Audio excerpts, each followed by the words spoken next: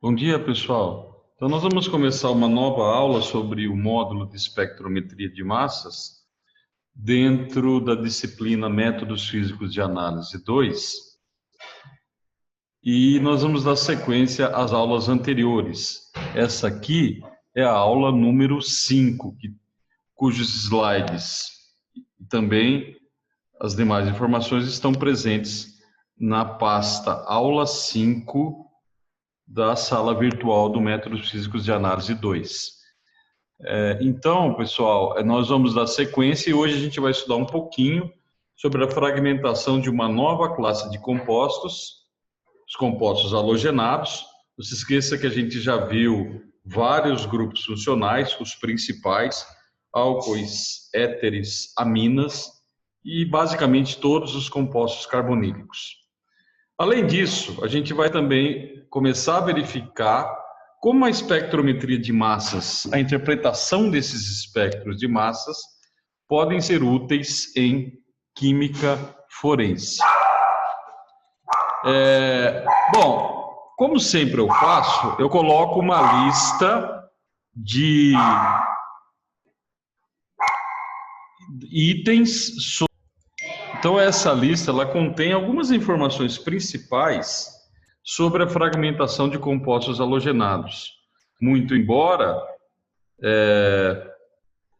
isso varia muito dependendo da molécula, dependendo do outros substituintes além do halogenado. Mas, normalmente, os compostos halogenados, eles podem ou não apresentar íon molecular e, como sempre, aqueles que contêm um anel aromático em sua estrutura, os íons moleculares costumam ser bastante intensos, especialmente aqueles casos onde não há uma via de fragmentação evidente. Isso nós já vimos, compostos iodados e fluorados não apresentam variação isotópica. Iodo e flúor, eles são elementos basicamente monoisotópicos, só tem um isótopo. Os compostos clorados e bromados, por outro lado, a gente já, inclusive já até estudou bastante, eu consigo delimitar o número de cloros e bromos numa molécula estudando a distribuição isotópica, especialmente na região do íon molecular. A fragmentação principal é a perda do halogênio, a quebra da ligação carbono-halogênio, isso gera a formação de um carbocátion. Isso é muito mais notável quando eu tenho compostos iodados e bromados do que aqueles que contêm cloro e flúor. Isso porque bromo e iodo são bastante grandes e a interação de seus orbitais com os orbitais do carbono é muito deficiente, é muito fraca. Então, a ligação bromo-carbono e iodo-carbono é facilmente quebrada. Depois, o segundo modo de fragmentação é a perda de HX, HCl, HBr, HI, e isso vem através de um rearranjo de hidrogênio, conforme a gente vai ver. E a clivagem alfa é muito menos observada, por exemplo, em comparação com aminas e com éteres. Bom, então o primeiro exemplo que eu vou discutir com vocês refere-se ao espectro de massas do cloropropano, é uma molécula que tem 3 átomos de carbono ligado a um átomo de cloro. Eu, rapidamente olhando aqui o espectro de massas, e vejam, eu deixo claramente quem é o íon molecular, ele é muito pouco intenso, isso é quase que uma regra, compostos alifáticos, os íons moleculares são realmente pouco intensos. Eu observo o íon 78 e 80, 78 é o pico A e o 80 é o A mais 2. O 78 deve-se à presença de cloro 35, o 80 deve-se à presença do cloro 37. Está muito pouco intenso, mas dando um zoom nessa região, a gente observa que a relação entre 78 e 80 é 3:1, indicando a presença de um átomo de cloro na molécula. Além disso, eu vejo outros sinais, por exemplo, 4951, esse fragmento ainda contém cloro, devido à distribuição isotópica do cloro claramente observada aqui nesses dois fragmentos. Depois eu tenho 42, 41 e naquela região abaixo de 30, que sempre aparece oriundo de rearranjos um pouco mais complexos. Então, como é que eu explico esse espectro de massas aqui, né? Molécula do cloropropano, o sítio de ionização, que é, repetindo mais uma vez, a informação mais importante que eu posso colocar, nesse caso é no cloro. É o único que tem elétrons não ligantes, porque o carbono e hidrogênio não tem elétrons não ligantes, e as outras ligações são todas ligações sigma. Então, reparem que a partir do momento que eu ionizo o cloro, eu vejo um sinal em 49,51, voltando aqui ao espectro de massas. Esse fragmento contém cloro, devido à proporção desses dois íons. A diferença entre 78 e 49 é 29, 80 e 51 também é 29, né? 29 é o radical etila, e notem que esse fragmento é muito pouco intenso. Esse fragmento vem de uma simples clivagem alfa, com um movimento do elétron desemparelhado, seta de uma única cabeça, mostrando o movimento de um único elétron, com o rompimento da ligação alfa-beta, a liberação do radical etila. Veja, então, que o fragmento vindo da clivagem alfa é muito pouco intenso, conforme a gente havia dito aqui nas regras gerais. A clivagem alfa é muito menos observada. O próximo fragmento que seria bom de se explicar é o 42. O 42, obviamente, não tem cloro, né? Usando a regra da paridade, o 42 é par, assim como o íon molecular também é par. A diferença entre 78 e 42 é 36, 80 e 42 é 38. O que esses dados sugerem para a gente? 36 é a molécula de HCl contendo cloro 35. 38 é a molécula de HCl contendo cloro 37. Então, o que eu vou fazer aqui é propor um rearranjo de hidrogênio que me permita explicar a liberação da molécula de HCl. Então, notem, um hidrogênio da cadeia lateral, ele tem a sua ligação rompida com o carbono de modo homolítico. Esse hidrogênio radicalar se liga ao sítio radicalar do cloro, formando essa espécie aqui, que ainda tem a mesma massa que essa aqui. Veja que agora está prontinho para perder HCl. Basta eu ter uma quebra da ligação heterolítica com um par de elétrons indo para o cloro. Com isso, eu libero HCl e formo a espécie 42, M sobre Z 42, que é um cátion radicalar. É difícil dizer se essa espécie ela vai permanecer desse jeito, né? Aqui é mera especulação. E o 42, então, está explicado pela perda de HCl, que talvez seja a principal fragmentação para os compostos halogenados. Aqui está escrito item D, que é a fragmentação por perda de HX. Além disso, eu tenho um sinal pouco intenso em 43. Se eu olhar a estrutura, eu posso facilmente explicar a formação de 43 pela quebra homolítica da ligação carbono-cloro. O par de elétrons indo para o cloro, veja que agora não é HCl, liberando o radical cloro ou o átomo de cloro. O 43 é o carbocátion estabilizado, por ser um carbocátion secundário após o rearranjo. Então, provavelmente a estrutura do 43 seja o carbocátion secundário, ao invés desse carbocátion primário, que pode ser a espécie inicialmente formada, mas que rapidamente se rearranja para um carbocátion secundário. E, finalmente, o 41, que é um velho conhecido nosso. O 41 é o cátion alila. Eu posso facilmente explicar a formação do 41, tomando o 42 como base. 42 é um cátion radicalar. Ele pode sim gerar um cátion pela perda de um átomo de hidrogênio, ou radical hidrogênio, né? Provavelmente isso tem um rearranjo, né? e depois a perda do radical hidrogênio, dando o cátion alila 41. Então, esse exemplo mostra para a gente claramente os principais modos de fragmentação de compostos halogenados. Envolve principalmente a perda de HCl, envolve a perda de Cl, radical Cl, ou átomo de Cl.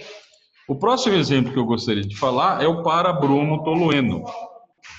O para-bromo-tolueno tem uma metila em posição para em relação ao bromo no anel benzênico.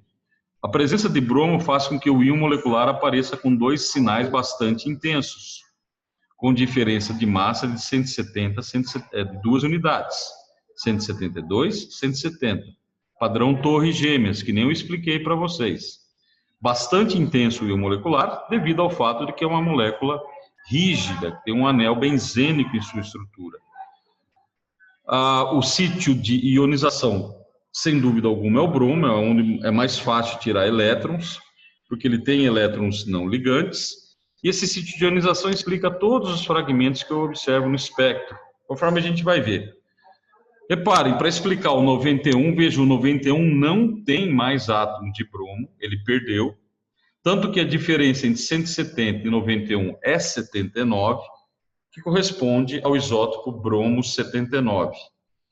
172 menos 91 é 81, correspondendo à perda do átomo de bromo, isótopo 81. Então, é uma simples quebra homolítica da ligação carbono-bromo, que é muito fácil. O bromo é muito grande, a ligação carbono-bromo é bem mais fraca que carbono-cloro, e especialmente bem mais fraca que carbono-flúor. Então, quando eu perco o radical bromo, eu deixo uma carga positiva no anel que não está em ressonância com o sistema π, originando o íon 91. Lembre que eu falei para vocês nas aulas passadas, a presença de um íon 91 como esse aqui indica a presença de um anel benzênico dissubstituído na estrutura dessa molécula. Eu sei que um dos substituintes é a metila. O outro substituinte eu veria aqui pelo padrão isotópico do bromo. Então, unindo todas essas informações, eu facilmente chegaria na estrutura para essa molécula. Então, além disso, o 91 perde acetileno para dar origem ao 65, que é aquela família de fragmentação que caracteriza anéis benzênicos substituídos com metila. O outro exemplo que eu vou falar sobre os compostos halogenados é muito parecido com o anterior, só que agora eu tenho 2 bromos na estrutura. Então eu tenho um padrão isotópico com a presença de 3 bromos, 248, 250, 252. Sendo que o 250, ele é bem mais intenso do que o 248 e do que o 252. Porque o 250 é a combinação do bromo 79 e bromo 81 na mesma molécula. Eu tenho 2 possibilidades de encaixar esses 2 isótopos. O 248 é a presença única de bromo 79, o 252 é a presença única de bromo 81.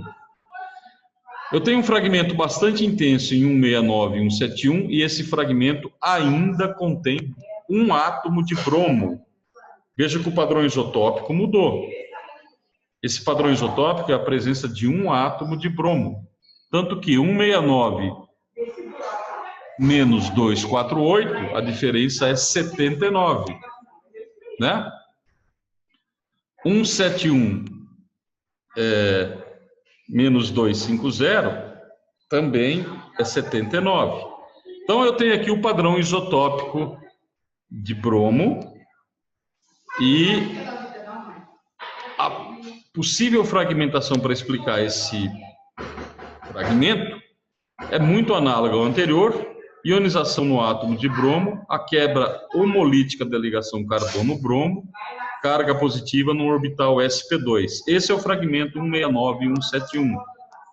O bromo pode ser 79 ou 81, o que explica essa distribuição isotópica.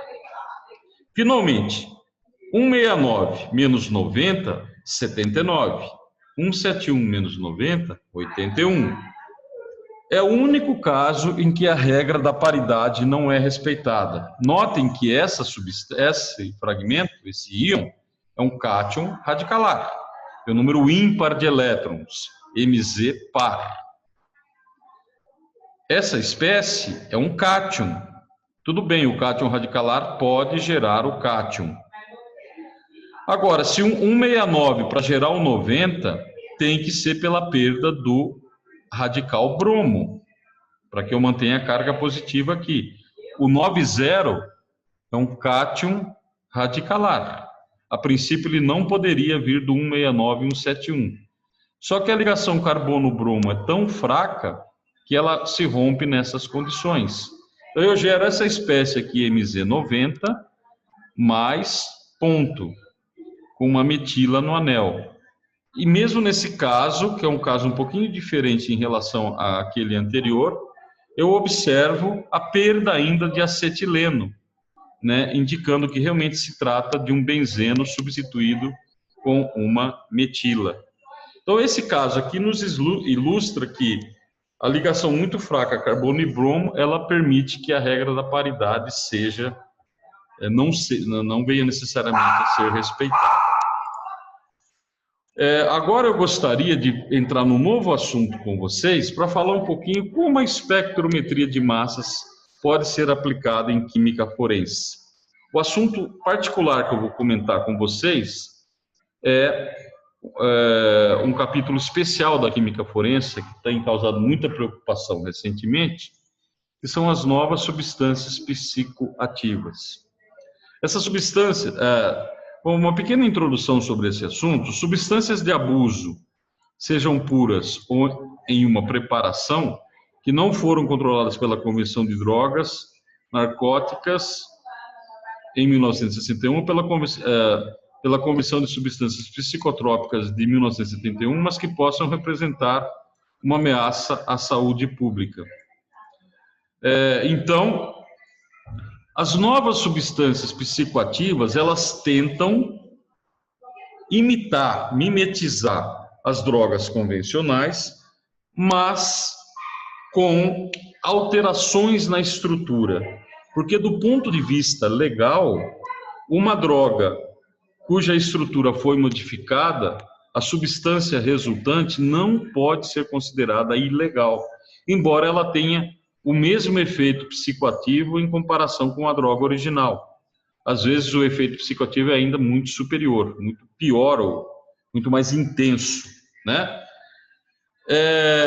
Essas novas substâncias psicoativas, elas começaram a ser sintetizadas nas décadas de 60 e 70, a princípio sem nenhuma preocupação com o tráfico de drogas propriamente dito, mas apenas com preocupações medicinais. Essas novas drogas eram sintetizadas para ver se elas tinham alguma atividade contra alguma doença psíquica. Bom, acontece então, quais são os problemas das novas substâncias psicoativas? Os usuários consomem essas drogas pensando em tratar de uma droga convencional. Primeiro problema. Essas drogas têm conhecimentos toxicológicos limitados. Elas podem ter um efeito muito, muito mais intenso que as drogas originais ou convencionais. Existem pouquíssimas informações analíticas, porque elas são basicamente substâncias novas. Os laboratórios forenses ainda não têm padrões para essas novas drogas. A princípio, eles não podem analisá-las, sequer detectá-las. Um outro problema de caráter mais burocrático é a dificuldade que o Brasil tem de se adquirir padrões dessas novas substâncias psicoativas. Às vezes é muito caro e às vezes demora muito tempo para chegar ao Brasil após a compra. Então, isso tudo representa uma severa limitação do sistema legal. Então, a espectrometria de massas tem sido uma ferramenta-chave para se tentar verificar como essas novas drogas psicoativas podem ser identificadas no laboratório. Então, reparem que a droga base que tem sido utilizada para a produção de novas drogas psicoativas, as NSP, é essa substância aqui, que é a catinona. Ela tem essa estrutura, um anel benzênico, C-O, é uma amina primária, né, também tem um grupo funcional cetônico, é uma amina primária, e o espectro de massas está aqui. Então, o que os traficantes fazem? Os traficantes tentam introduzir mudanças estruturais nessa droga, na catinona, e com essas substâncias, com essas modificações estruturais, eles conseguem escapar da vigilância da polícia forense. Então, a catinona, o espectro de massas da catinona, o íon molecular é muito, muito pouco intenso, né? A catinona, ela tem um íon molecular de MZ149, a gente vê ele aqui, ele nem aparece, está indicado aqui com essa setinha. Além do íon molecular que não aparece, eu tenho outros íons relativamente intensos, que é o 105, o 77, que a gente até sabe mais ou menos o que é, e o 44. Vamos tentar explicar o espectro de massas da catinona, porque a partir do momento que eu consigo explicar o espectro de massas da catinona, eu consigo obter informações para tentar identificar as drogas, as NSP, que são sintetizadas a partir da catinona. Então aqui eu tenho a catinona, eu vou fazer todas as fragmentações possíveis que a gente conhece, que eu já dei para vocês em sala de aula. Então eu tenho uma carbonila e um grupo NH2. Primeiro eu vou ionizar na carbonila e fazer uma clivagem alfa. Notem que são duas possíveis clivagens alfa para catinona a partir da carbonila. Então eu tenho a clivagem alfa, essa ligação carbono-carbono. Quando acontece isso, há a perda do radical H2N CH.CH3. Esse radical tem uma massa de 44 Daltons. Então essa clivagem alfa leva ao íon 105, que perde CO, a gente já viu esse mecanismo, dando origem ao 77. Então com essa simples clivagem alfa eu consigo explicar dois dos fragmentos principais, 105 e 77. Resta basicamente o 44. Vamos só por curiosidade ver o que acontece com a clivagem alfa da carbonila do outro lado. Perda do radical fenila, o mecanismo está aqui. O radical fenila tem uma massa de 77 Daltons, dando origem ao íon acílio 72. Ok? O 72, se você olhar aqui no espectro de massas, ele está pequenininho, mas muito pequenininho. Praticamente não aparece. Acontece que se você olhar a estrutura do 72, eu posso facilmente imaginar uma perda de CO. Sempre que eu tiver um íon acílio, eu posso imaginar uma perda de CO, dando origem ao íon 44, que é esse aqui. Forma uma carga positiva nesse carbono, e o par de elétrons do nitrogênio vem e forma a dupla, e a carga positiva fica no nitrogênio. MZ44. Está aqui o 44. É o pico base do espectro de massas. Vou fazer a clivagem alfa agora com o grupo amina. A gente viu que o grupo amina a principal fragmentação do grupo amina é clivagem alfa. Então, a clivagem alfa, perdendo esse radical aqui desse lado, o radical fenil CO ponto, cuja massa é 105 Daltons, eu também gero 44. Notem que o 44, então, tem duas possíveis fontes. Talvez por isso ele seja tão intenso no espectro de massas. E a outra clivagem alfa, a partir do grupo NH2 da amina, é a perda do radical metila. Ao invés de perder esse radical, eu perco esse lado aqui, formando essa espécie. NH2, tá? Tanto o 44 como o 134 são chamados íons imínio, né? Vamos ver se a gente observa o 134 no espectro de massas. Bem pequenininho. Então, essa clivagem alfa não é muito favorecida, ok? Mas eu tenho aqui a explicação de todos os fragmentos, os principais que eu observo no espectro de massas. Agora vamos usar esse conhecimento para ver o que acontece quando o traficante, usando a catinona, gera substâncias análogas com modificações estruturais.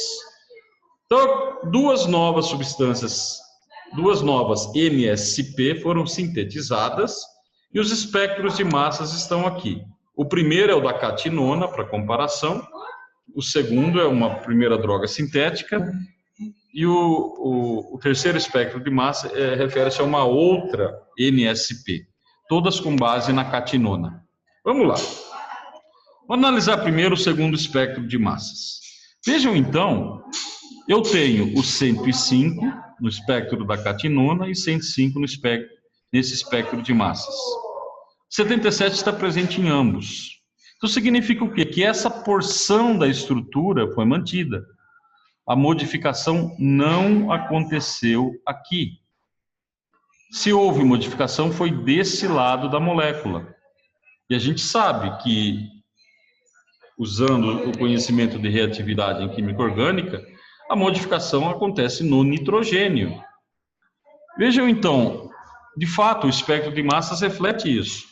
Aqui eu tenho 44, agora eu tenho 58.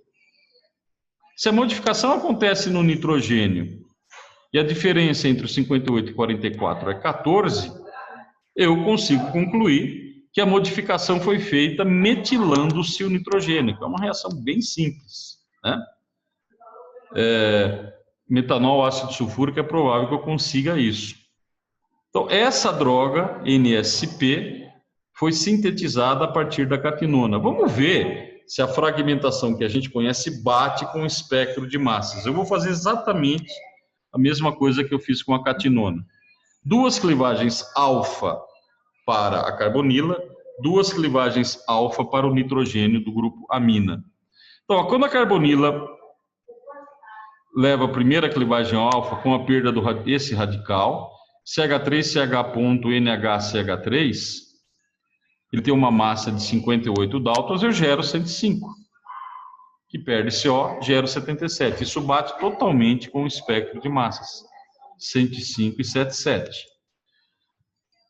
A outra clivagem alfa dá origem, pela perda do radical fenila, dá origem a esse íon acílio, que ao perder CO, gera o íon 58. Então veja, o 58 aparece aqui, bem intenso, aliás, é o pico mais intenso do espectro de massas. Então parece que a estrutura que eu propus é bem consistente com o espectro de massas. Vamos às clivagens alfa do nitrogênio.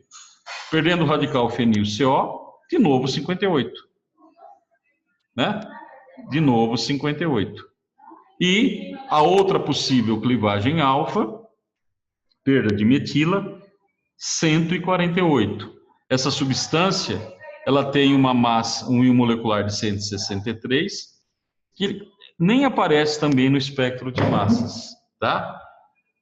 Mas aqui vejo então o 58 e o 143, que seria 148, desculpem, ele tá aqui, ele é bem pequenininho, então é um caminho que não é favorável para essa clivagem alfa. Finalmente, a segunda substância, NSP, que foi sintetizada a partir da catinona. Vejam então, de novo, eu tenho 105,77, indicando que essa porção da molécula não foi modificada, ela permanece intacta. A modificação aconteceu aqui, nesse grupo, e no nitrogênio, que é o grupo passível de sofrer modificações. Então vejam, eu tenho um sinal em 72, esse aqui, e um em 44. Então notem que esse sinal mais intenso ele vai aumentando de 14 em 14 unidades. Olha, 58 mais 14, 72. Eu só não sei ainda explicar esse 44. Mas é provável que essa NSP foi obtida pela etilação do nitrogênio. Também fácil de ser obtida na prática. Etilação do nitrogênio. Essa substância tem uma massa de 177 Daltons. Confere porque tem um nitrogênio, massa ímpar, e um molecular que nem é muito pequenininho, também ímpar. O 105,77, o mecanismo é análogo. Clivagem alfa da carbonila. 105, fenil CO, perdendo CO, dando 77. Vamos fazer a outra clivagem alfa, perdendo o radical fenila, gera o íon acílio de massa 100, que perde 28, gerando 72. Ok? E eu vejo claramente o sinal 72, o mais intenso no espectro de massas. Isso indica que a minha proposta estrutural está bem consistente com o dado do espectro de massas. Clivagem alfa dos nitrogênios, perdendo o radical fenil CO, também gerando o íon 72. Do outro lado, existem duas possibilidades de perda de metila via clivagem alfa. Ou essa metila aqui, ou essa metila aqui. Os dois mecanismos estão representados. Ambos geram um íon com razão massa-carga 162, com essa estrutura ou essa. Será que a gente vê 162 no espectro de massas? Está aqui, bem pequenininho, né? E o 44, que é um íon relativamente intenso nesse espectro de massas. A diferença entre 72 e 44 é 28. 72 está aqui. 28 pode ser CO ou etileno. CO é impossível porque a molécula não tem oxigênio. Para propor a perda de etileno, eu faço um rearranjo de hidrogênio, como aqui representado.